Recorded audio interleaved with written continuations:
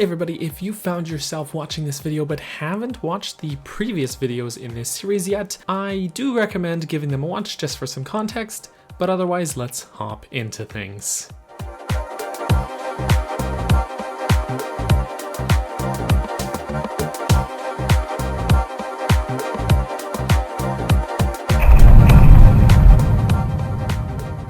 There isn't much to do before this dungeon, since this is basically the end of the game. Once all of the sages are awakened, Roru will tell you that someone wants to meet you at the Temple of Time. You can simply warp back there, and you'll find out that Sheik, who has been helping you throughout the game by teaching you the various warp songs, is actually Zelda in disguise. She gives you the light arrows and explains that she had to use this disguise to avoid being captured by Ganondorf all this time. However, since she's just revealed herself, Ganondorf immediately catches on, traps her in this crystal thingy, and teleports her to his castle. It's just a short walk over to see Ganon's castle. Since it's suspended over a pit of lava, we normally can't get to it, but since all the sages have been awakened, they use their power to build you a nice rainbow bridge. Okay, now this is basically your last chance to wrap up any side quests that you may have missed, but otherwise we can cross the bridge and enter the final dungeon, Ganon's castle.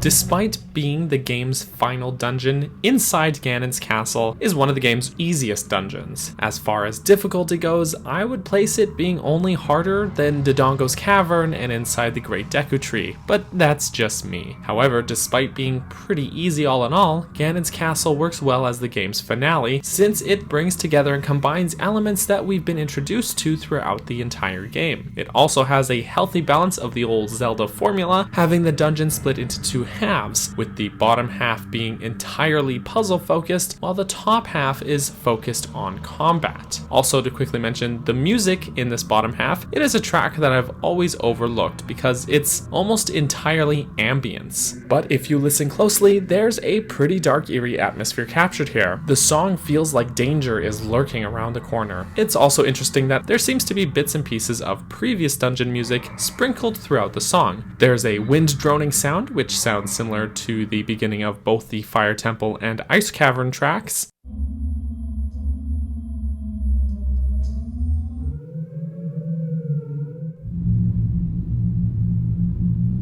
This screeching sound from Dodongo's Cavern.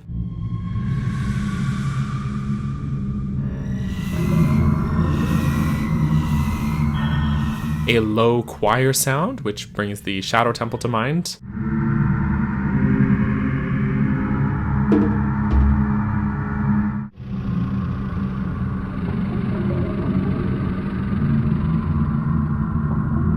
And it's pretty faint, but there's almost like a banging or rattling sound, which may or may not be a slowed down version of the same sound that is featured predominantly in the Forest Temple.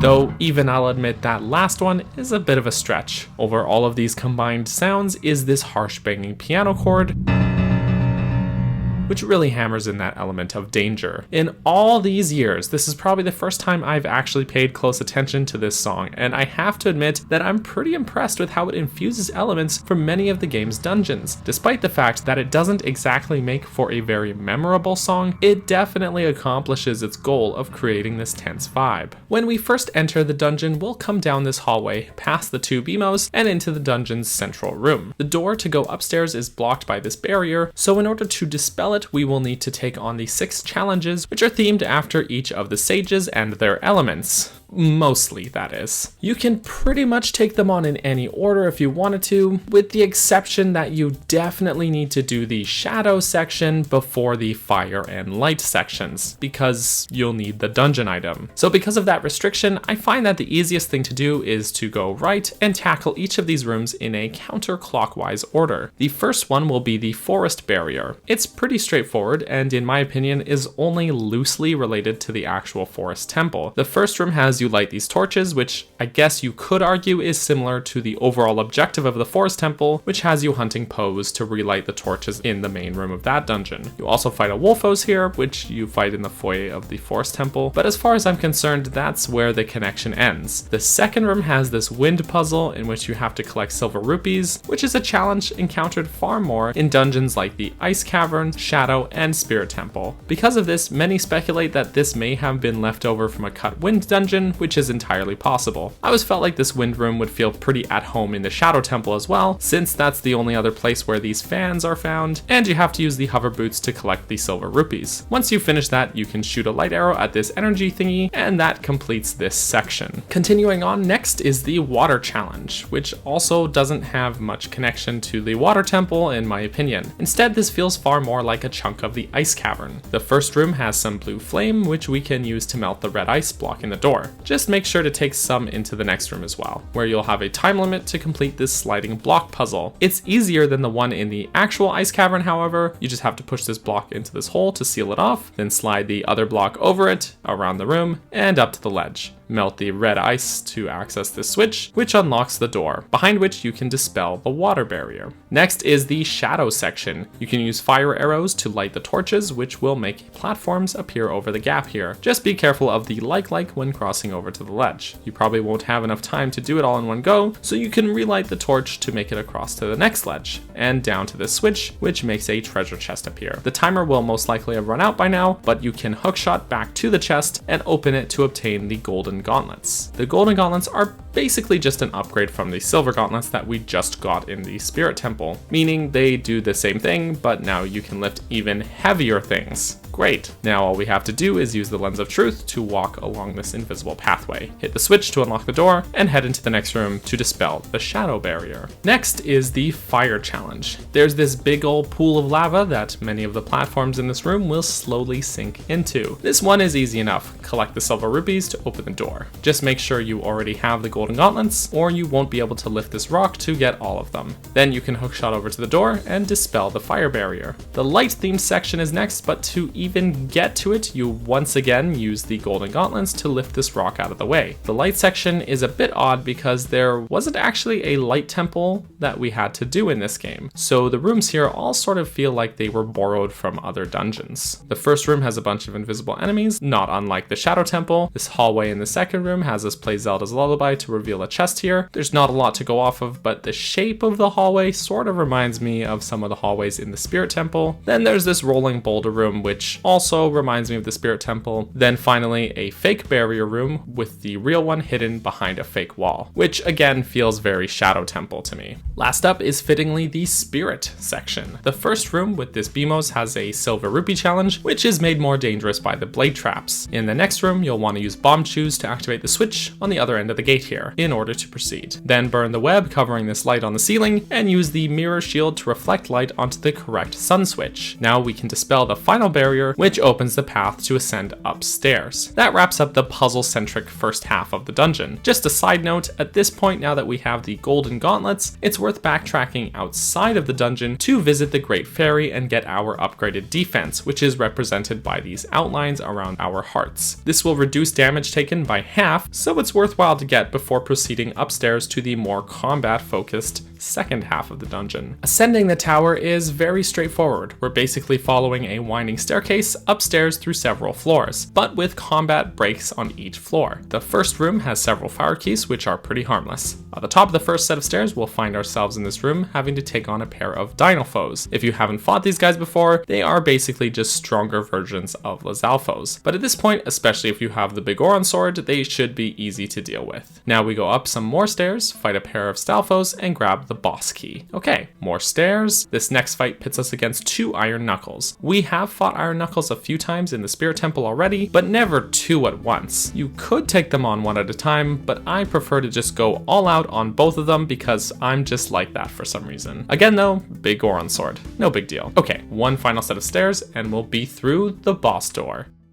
Just kidding, there's more stairs after the boss door. Despite there not being much going on while going up this long flight of stairs, I still love this moment. As we approach the top, Ganondorf's theme song gets progressively louder and louder. There's actually an in-universe reason for this aside from just building the tension, because Ganondorf is actually at the top in his room playing his own theme song on a huge pipe organ. It's a nice touch. Okay, so we made it to the top of Ganon's tower. Here we go. With the power of the Triforce resonating, with its 3 bearers all together, Ganondorf stops the music and commands you to give the pieces to him. For some reason, this weird wave of magic makes it so that Navi can't help you with targeting him. Okay, we can still take him on though. Here we go. The final battle. This fight is basically a harder version of our battle against Phantom Ganon back in the Forest Temple. We need to deflect his attacks in a game of Dead Man's Volley. It may take a lot of back and forth, but eventually when his attack hits him, he'll be momentarily stunned, but not grounded. You'll need to take this opportunity to shoot him with a light arrow, which will give you the chance to attack him with your sword. It's not a very hard fight in my opinion, but the mood here is just so right.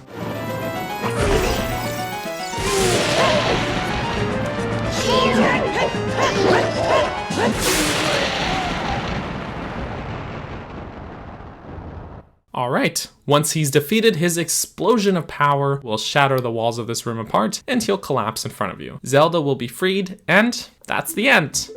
Haha, nope. The castle starts shaking. In a last-ditch effort, Ganondorf uses his power to destroy the castle. We have a very Metroid-esque escape sequence where we have to follow Zelda out of the castle before time runs out. Only thing is that she is actually slower than you, so just stay close to her. Don't go ahead of her. It's fairly straightforward as well, though there's a couple of interruptions where you have to fight some baddies, but nothing unmanageable. Once you reach the bottom, the castle is completely decimated, and it's finally all over.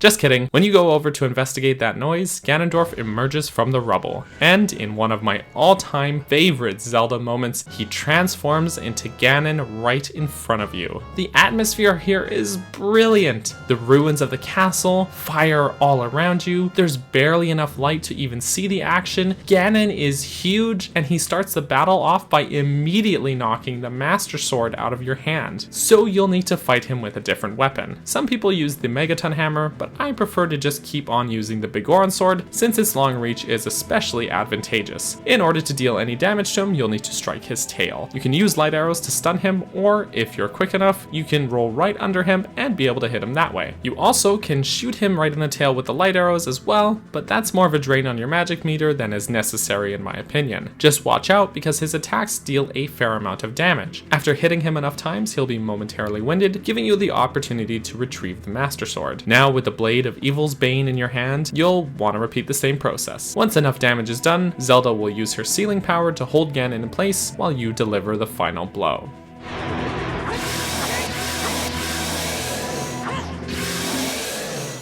Beautiful. So that's it. That's the game. We know how this goes. Ganondorf is sealed, Zelda returns us to our time, so we missed that big party, and we accidentally split the entire Zelda timeline. In all honesty, I wasn't sure if I would even do a video on this dungeon, but I'm glad I did. This final challenge ties in elements from all across the game and wraps up the story so wonderfully. The dungeon and the final battle are about as climactic as it gets. I do wish it would be a little bit more difficult, but all in all, the vibe and thematics of it more than makes up for that lack of difficulty in my opinion, and I love it to bits. That's the end for Ocarina of Time, but per many people's requests, we will be tackling more Zelda games. Originally, I considered trying to cover an entire game in a single video, but I believe that splitting it into each individual dungeon has allowed me for more time to ponder over these elements, take a deeper dive, and do this game justice.